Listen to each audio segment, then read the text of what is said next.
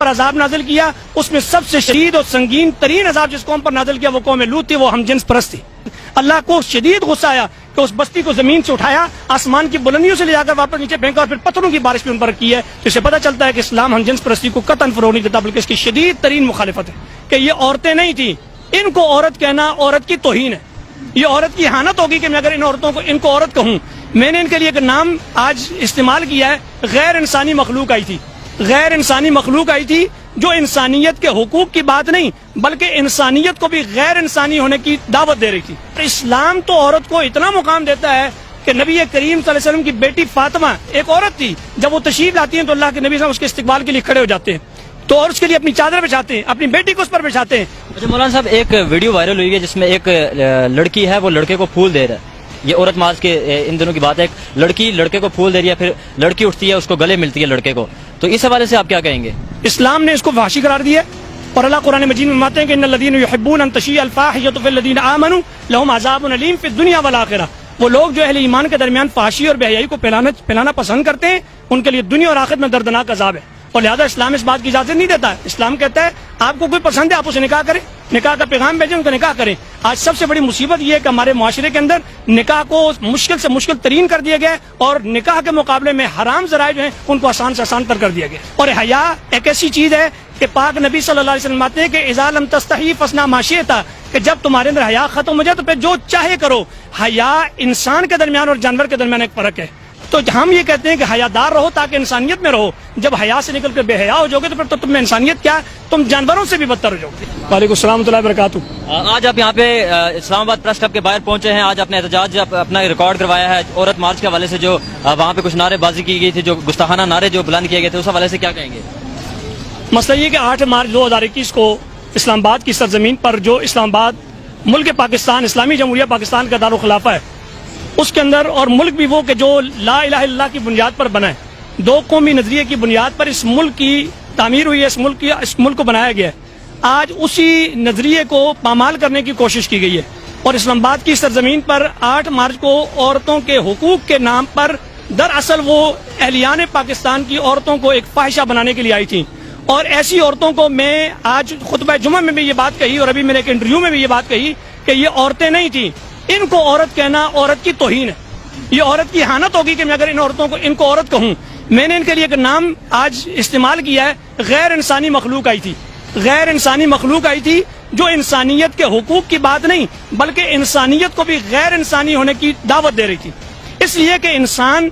کسی ضابطے اور کسی قانون کے تحت چلتا ہے، اور خصوصاً ایک مسلمان وہ تو بالکل پابند ہے اللہ اور اس کے رسول کی شریعت کا۔ اسلام نے جو حقوق عورت کو دیے ہیں وہ الحمدللہ رب العالمین دنیا کی کسی مذہب نے بھی وہ حقوق نہیں دیے۔ آئین پاکستان نے عورت کو جو حقوق دیے ہیں وہ دنیا کے کسی ملک اور علاقے نے بھی کبھی کسی عورت کو ایسے حقوق نہیں دیے۔ اسلام ہی وہ واحد دین ہے کہ جو عورت کے حقوق دیتا بھی ہے اور اس کی تاکید بھی کرتا ہے، اور پاکستان کا آئین اور پاکستان کے موجودہ ہر حکومت نے عورتوں کے بھرپور حقوق ادا کیے ہیں۔ لہٰذا آپ اس عزت کی بات کرتے ہیں تو پاکستان کی سرزمین پر جتنی عورت کی عزت ہے اتنی دنیا کے کسی خطے میں بھی عزت نہیں ہے۔ اس کی بہت بڑی مثال موجود ہے کہ آپ کہیں پر بھی یوٹیلیٹی بل بھی جمع کروانے جاتے ہیں، اگر خاتون آ جاتی ہے تو مرد پیچھے ہٹ جاتے ہیں اور خاتون کو آگے کرتے ہیں کہ وہ پہلے جائے۔ بس میں بیٹھے ہوں تو دنیا کا یعنی پاکستان کے اندر اگر حقوق کی بات کریں تو پاکستان ٹاپ پر ہے حقوق دینے میں، اگر عورت کی عزت کی بات کریں تو پاکستان ٹاپ پر ہے عورت کی عزت کرنے پر، اور اسلام تو عورت کو اتنا مقام دیتا ہے کہ نبی کریم صلی اللہ علیہ وسلم کی بیٹی فاطمہ ایک عورت تھی، جب وہ تشریف لاتی ہیں تو اللہ کے نبی صلی اللہ علیہ وسلم اس کے استقبال کے لیے کھڑے ہو جاتے ہیں تو اور اس کے لیے اپنی چادر بچھاتے ہیں، اپنی بیٹی کو اس پر بچھاتے ہیں۔ اور اس سے بھی بڑی بات یہ ہے، قرآن مجید جب ہم پڑھتے ہیں اللہ قرآن میں فرماتے ہیں للہ ملک السماوات والارض یخلق ما یشاء، اللہ ہی کے لیے ساری آسمان و زمین کی بادشاہی ہے، جو چاہتا ہے پیدا کرتا ہے، یہب لمن یشاء اناسا، اللہ نے بیٹے پر بیٹی کو مقدم کر کے بیان کیا ہے، جس سے چاہتا ہے بیٹیاں دیتا ہے، وہ یہب لمن یشاء ذکور، جس سے چاہتا ہے بیٹے دیتا ہے۔ تو پتہ چلا کہ اللہ تعالیٰ نے قرآن مجید میں بھی مرد پر بیٹے پر اور عورت کو بچی کو فوقیت دے کر کے ہمیں بتایا کہ عورت کی عزت کیا ہے۔ اچھا، جو یہاں پہ پاکستان میں فیمنسٹ ہیں وہ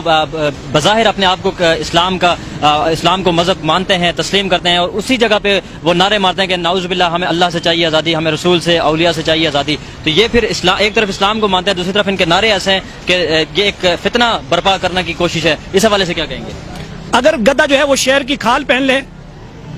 اگر گدھا شیر کی کھال پہن لے تو شیر نہیں بن جاتا، اگر کوئی اسلام کا لبادہ اوڑھ کر اسلام کا نام لے کر اسلام کے نام پر آ کر کے حقوق کی بات کرتے ہوئے اگر وہ دیگر فحاشی اور عریانی اور اسلام کو مزید یعنی کہ بدنام کرنے کی کوشش کرتا ہے، پاکستان کو بدنام کرنے کی کوشش کرتا ہے، نہ ہم اس کو مسلمان سمجھتے ہیں نہ ہم اس کو پاکستانی سمجھتے ہیں، اس لیے کہ اسلام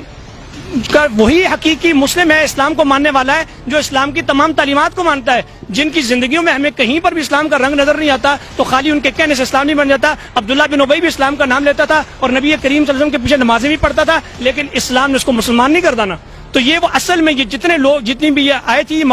یہ مخلوق مسلمان نہیں تھی، یہ زیادہ تر وہی لوگ ہیں جو مغربی ایجنڈے کے لیے کام کرتے ہیں، باہر سے ان کو فنڈنگ ہوتی ہے۔ ہم تو حکومت وقت سے کہتے ہیں کہ ان کی فنڈنگ کا باقاعدہ محاسبہ کیا جائے، احتساب کیا جائے اور ان کو چیک کیا جائے کہ ان کو فنڈنگ کرتا کون ہے، اور جو کرتا ہے ان کی فنڈنگ کو روکا جائے، اور جب ان کو فنڈ نہیں ملے گا تو انشاءاللہ یہ سب کچھ معاملہ خود ہی ختم ہو جائے گا۔ مولانا صاحب،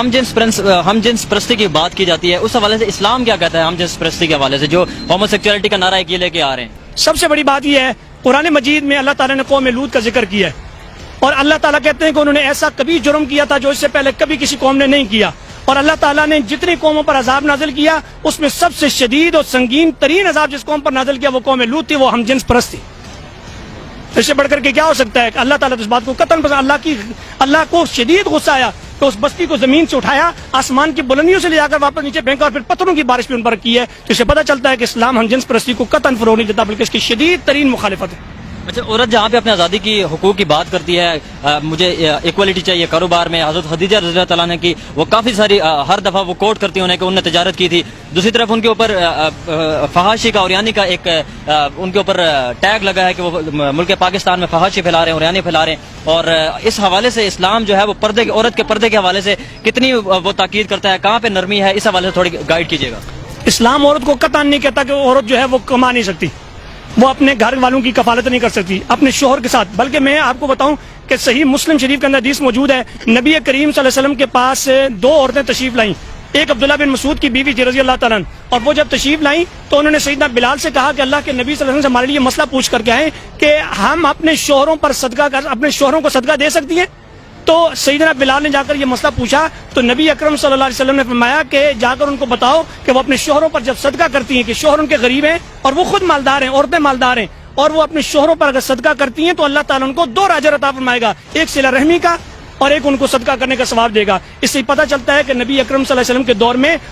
بعض خواتین ایسی بھی تھیں جو صاحب ثروت تھیں، مالدار تھیں اور ان کے شوہر غریب تھے، اس سے پتہ چلتا ہے کہ ان کے پاس مال و دولت تھی۔ سیدہ خدیجہ نے کاروبار کیا، دیگر صحابیات بھی کرتی تھیں۔ اسلام کاروبار پر پابندی نہیں رکھتا، عورت کے کمانے پر بھی پابندی نہیں رکھتا، لیکن عورت پر لاگو اور نافذ بھی نہیں کرتا کہ وہ کمائے، بلکہ اس کو کہتا ہے کہ وہ ملکہ بن کر گھر میں بیٹھے اور اس کا مرد اس کی ساری تکلیفیں برداشت کر کے اس کے لیے کما کر کے لائے۔ اچھا، یہ ایک طرف کہتے ہیں کہ ہمیں مرد سے چاہیے آزادی چاہیے، اسلام اس کے حوالے سے کیا کہتا ہے کہ ایک جو عورت ہے وہ کیا واقعی ایک مرد سے آزاد رہ سکتی ہے؟ کیا اس کے بھائی کا، اس کے باپ کا، اس کے بیٹے کا، اس کے خاوند کا اس کے اوپر کوئی حق نہیں ہے کہ وہ کسی جگہ وہ کہیں جانا چاہتی ہے وہ اسے روکے، اسلام کی خاطر روکے؟ یہ تو کہہ رہی ہے ہمیں ہر طرح سے آزادی چاہیے اپنے مرد سے۔ جنت کے دروازے پر لکھا ہے کہ دیوس کا داخلہ جنت میں منع ہے۔ عورت کو ہر طرح کی آزادی دی جا سکتی ہے، لیکن عورت کو بغیرتی کی راہ پر چلنا یہ کہ اس کو آزادی نہیں دی جا سکتی۔ یہ جو چاہتی ہیں یہ بغیرتی کی راہ چاہتی ہیں، اور اسلام غیرت مند دین ہے اور غیرت مندی کی تعلیم دیتا ہے، اور غیرت یہی ہے کہ ایک باپ کو اپنی بیٹی پر غیرت ہونی چاہیے کہ اصل میں تو شوہر ہو یا باپ ہو یا بھائی ہو یا بیٹا ہو، وہ اپنی اس تمام روپ میں جتنے عورت کے رشتے ہیں ان سب کا محافظ ہے، اور اگر محافظ اگر اس کو اپنے گھر میں محفوظ کرتا ہے تو لہٰذا وہ تو اس کا مطلب اصل محافظ ہوا، اور جو اپنی اس چیز کو جس کی حفاظت کرنی چاہیے اس کو کھلی چھوٹ دے کر باہر نکال دیتا ہے، اس کا مطلب وہ اصل محافظ تو نہ ہوا۔ پھر دوسری بات، عورت جو ہوتی ہے یہ ایک بڑی قیمتی چیز ہے، انتہائی قیمتی۔ میں نے آج ایک دو جگہ پر یہ بات کہی بھی کہ عورت اتنی قیمتی چیز ہے کہ جس طرح سونا ہے، سونا قیمتی ہوتا ہے اور ہمیشہ اس کو چھپا کر محفوظ کر کے سنوار کر کے اس کو گھر میں رکھا جاتا ہے، اور جب اس کے مقابلے میں لوہا اس کی وہ قیمت نہیں ہے، وہ باہر سڑک پر بھی پڑا ہوتا ہے۔ لہٰذا ایک عورت جو ہے وہ ایک قیمتی چیز ہے، اس کو محفوظ ہی رکھا جائے گا، اور عورت کا معنی ہی پردہ ہے، عورت کا معنی ہی پردہ ہے، لہٰذا وہ پردے کی چیز ہے، وہ محفوظ رکھنے والی چیز ہے، نہ کہ وہ در در پر پھینکی جائے۔ اچھا مولانا صاحب، ایک ویڈیو وائرل ہوئی ہے جس میں ایک لڑکی ہے وہ لڑکے کو پھول دے رہا ہے، یہ عورت ماز کے ان دنوں کی بات ہے، ایک لڑکی لڑکے کو پھول دے رہی ہے، پھر لڑکی اٹھتی ہے اس کو گلے ملتی ہے لڑکے کو، تو اس حوالے سے آپ کیا کہیں گے؟ اسلام نے اس کو فحاشی قرار دیا، اور اللہ قرآن مجید میں فرماتے ہیں کہ ان الذین یحبون ان تشیع الفاحشۃ فی الذین آمنوا لهم عذاب الیم فی الدنیا والآخرہ، وہ لوگ جو اہل ایمان کے درمیان فحاشی اور بے حیائی کو پھیلانا پسند کرتے ہیں، ان کے لیے دنیا اور آخرت میں دردناک عذاب ہے، اور لہذا اسلام اس بات کی اجازت نہیں دیتا ہے۔ اسلام کہتا ہے آپ کو کوئی پسند ہے آپ اسے نکاح کریں، نکاح کا پیغام بھیجیں، ان کا نکاح کریں۔ آج سب سے بڑی مصیبت یہ ہے کہ ہمارے معاشرے کے اندر نکاح کو مشکل سے مشکل ترین کر دیا گیا ہے، اور نکاح کے مقابلے میں حرام ذرائع جو ہیں ان کو آسان سے آسان تر کر دیا گیا۔ اچھا، میرا آخری سوال آپ سے کہ جو مرد اس عورت مارچ میں شامل ہوتے ہیں ان کے حوالے سے کیا کہیں گے، اور دوسرا جو عورتیں کہتی ہیں کہ ہمیں ویسٹرن کلچر جیسے دنیا میں پوری دنیا میں عورتوں کو آزادی ملی ہے ویسی آزادی چاہیے، ان دونوں سوالوں کا آپ جواب دیں۔ جہاں تک مردوں کی بات ہے اس کے پروگرام ان کے مارچ میں آنے کی، وہ مردوں کی عورتوں کے حقوق کے لیے نہیں آئے تھے، وہ تو ان کو دیکھنے کے لیے آئے تھے، زیادہ تر ان کی کیفیت یہی تھی، وہ سب اسی کام کے لیے آئے تھے۔ اور پھر وہاں پر میں کل ایک ویڈیو دیکھ بھی رہا تھا کہ ایک نوجوان کے ساتھ ان لڑکیوں نے کیا کیا ہے وہ پوری دنیا نے دیکھا ہے۔ لہٰذا جہاں تک بات ہے کہ وہ باہر والا یہاں پر کلچر لانا چاہتی ہیں، ایسا کلچر لانا چاہتی ہیں کہ جس کلچر میں ایک عورت بچے کو جنم دیتی ہے اور اس کے بچے کو یہ بھی نہیں پتا کہ میرا باپ کون ہے، اور اس عورت کو یہ نہیں پتا کہ اس بچے کا باپ کون ہے۔ ایسے کلچر کو کیسے قبول کیا جا سکتا ہے کہ جس میں نسب ہی ختم ہو جائے، نسب ہی برباد ہو جائے؟ اسلام یہاں تک نسب کی حفاظت کرتا ہے کہ اگر ایک عورت کو کہیں سے طلاق ہو جاتی ہے تو 3 پیریڈ تک وہ عورت آگے نکاح نہیں کر سکتی۔ کیوں؟ اس لیے نہیں کر سکتی کہ تاکہ نسب ختم نہ ہو جائے۔ تو جہاں پر حرام طریقے کے ساتھ کس طرح کے معاملات کیے جائیں تو اسلام اس کو کیسے پسند کر سکتا ہے؟ ہر آنے والے سال میں اس کو اور زیادہ ہائپ ملتی جا رہی ہے، ہر نئے سال میں ایک نیا نعرہ لے کے آتے ہیں جو میڈیا اور سوشل میڈیا کی زینت بن جاتا ہے۔ کیا یہ ان کی ایک پری پلان سازش ہے، یہ سوچے سمجھے سازش ہے ان کی؟ دراصل وہ یہ چاہتے ہیں کہ پاکستان کے اندر اس پاکستان کو غیر مستحکم کیا جائے، اور غیر مستحکم کیسے ہو سکتا ہے کہ یہاں پر دو قسم کی سوچ کے لوگ پیدا کیے جائیں اور ان کو آپس میں ٹکرا دیا جائے۔ بیسک ان کا ایجنڈا اور مقصد یہ ہے کہ یہ بہت سارے کام کر چکے ہیں جس سے یہ پاکستان کو یعنی کہ غیر مستحکم کرنے میں ناکام رہے۔ اب انہوں نے ایک نیا حربہ استعمال کیا ہے کہ تاکہ اس کے ذریعے پاکستان کے نوجوانوں میں 2 طرح کی سوچ آئیں گی۔